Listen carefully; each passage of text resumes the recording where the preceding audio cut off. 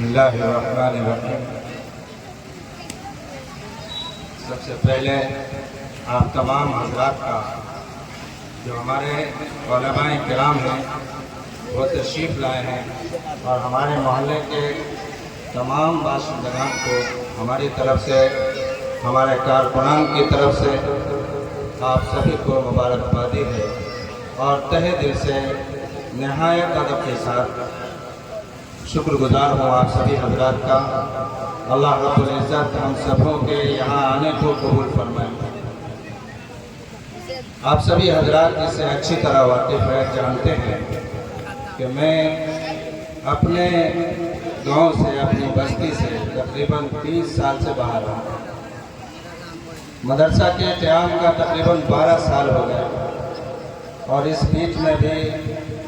وقتاً فوقتاً آنا ہوتا رہا اور اس کی جیسی نگرانی ہو سکی ویسی بھی، جیسا ہونا چاہیے تھا ویسا نہیں ہو پایا۔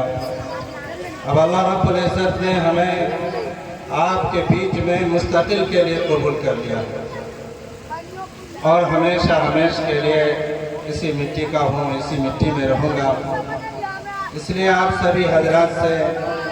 میں یہ گزارش کرتا ہوں کہ یہ جو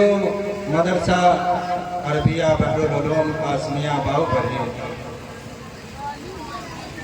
جو آپ کے سامنے ہیں، آپ کے بیچ میں ہے، آپ سبھی حضرات اس کا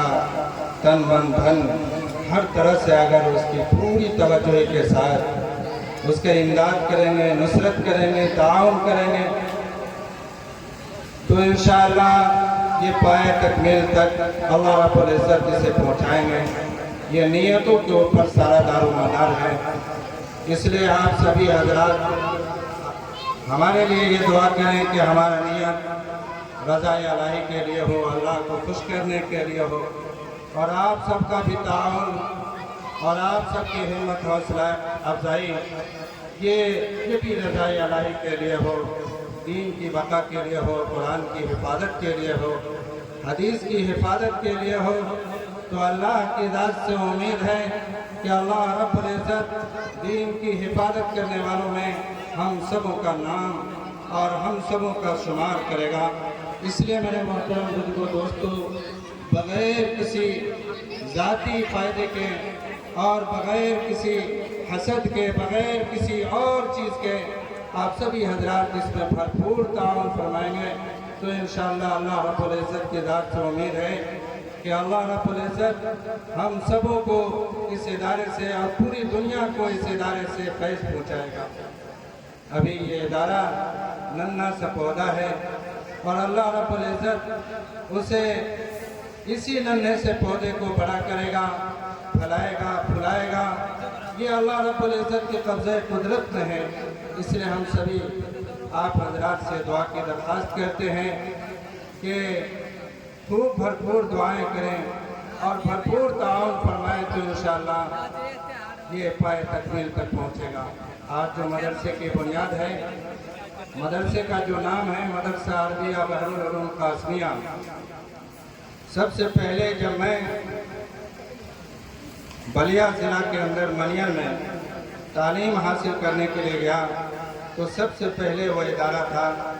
مدرسہ عربیہ بحرالعلوم نظیریہ قصبہ منیر ضلع بلیا یو پی۔ اسی نام کی طرف نسبت کرتے ہوئے اس کا بحرالعلوم رکھا گیا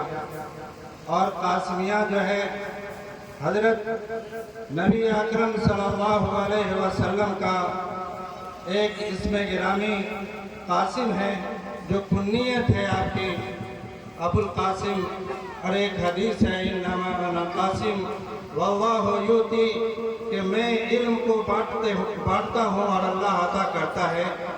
تو اسی قاسم کی طرف نسبت کرتے ہوئے قاسمیہ ہے۔